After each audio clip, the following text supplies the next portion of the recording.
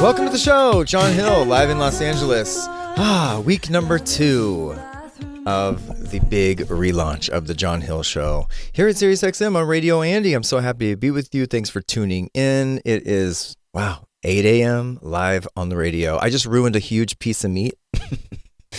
I didn't catch his name.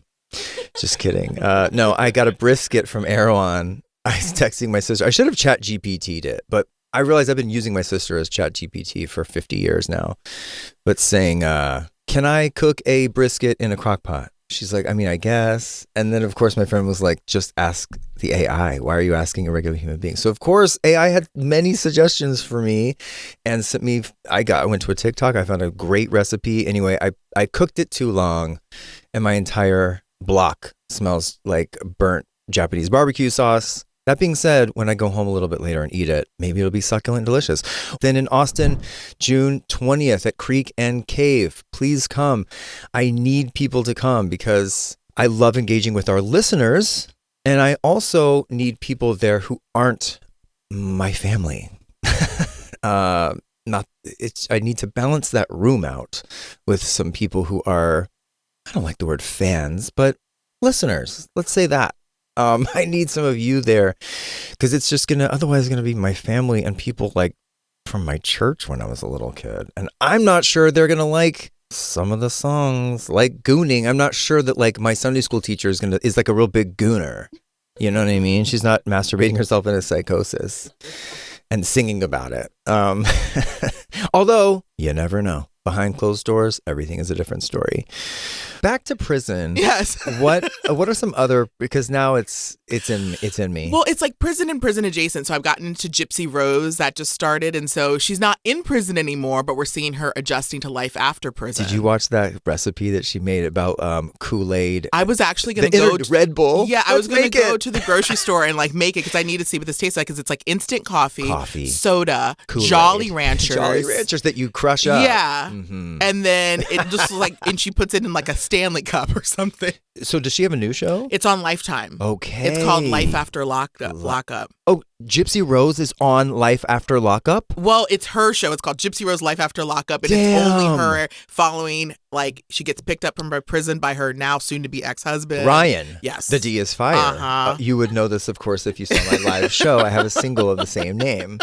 Wow. The D is not fire after all. Not so much. Wow. And then they broke up because he was food hoarding. Well, when you watch the show, you really Alleged. start seeing why they break up because you realize there was, I think he liked having that control of someone who needed his help. And when you start realizing she's not a child. And she's already been in that dynamic before. She already had someone controlling her. Exactly. She's not looking to repeat that. She's trying to break the cycle. I want Gypsy Rose to get some girlfriends. I want her to stay single. I want her to live her best life. You know, she's getting work done. She got a nose job. Oh, yeah. She got the teeth. By the end of the year, she they don't do Playboy anymore, but she could be, I don't know, she could do something. I mean, she'd make a killing on OnlyFans. OnlyFans. I was on my way to the gym early Sunday morning, I think, early. And I'm at a stop sign and I see in front of me what I can't really make out. It was a woman standing in the middle of the street in a very nice neighborhood that I was driving through. I don't live there. Driving through it on the way to the gym. She's standing in her flip-flops and sweats early morning with a paper plate with what looks to be maybe a couple of baby carrots on it. At her feet is a pissed off possum. Fangs out, mouth open. You know how they do that thing where they look like they have lockjaw and they're like, yes, frozen, angry. And she's bending down and trying to maybe eat. I couldn't tell if she was trying to get it to eat the carrots or if she was trying to like just push. I don't know. And anyway, I filmed this and in the video I say, girl, get away. Don't touch that shit. This is the second time this has happened to me. The possum community will come for you if you even suggest that they are not God's most perfect creature. No. Yeah. Here's what they'll tell. I got slammed so hard for that. And Scotty, all she wrote was rabid. And these ladies came for her. Like, how could you insult possum? They already have a bad rap as it is. Like, yes. Apparently they eat spiders, they eat mosquitoes, and they help the microbiome of your garden. I get it. They're amazing. No one's saying we don't love the possums. Yeah. I'm just saying leave it alone. Yeah, they don't have pretty privilege, so that's why we don't like them. Like, you know what? Most of them have rabies, and rabies is the deadliest. It will kill you. They suck your blood. Oh, this is another thing I learned from the people that came from the possum community. Rabies cannot live in a possum's body because their body temperature is too cool for rabies to live in. Like, all I'm saying is don't touch it. Don't get near.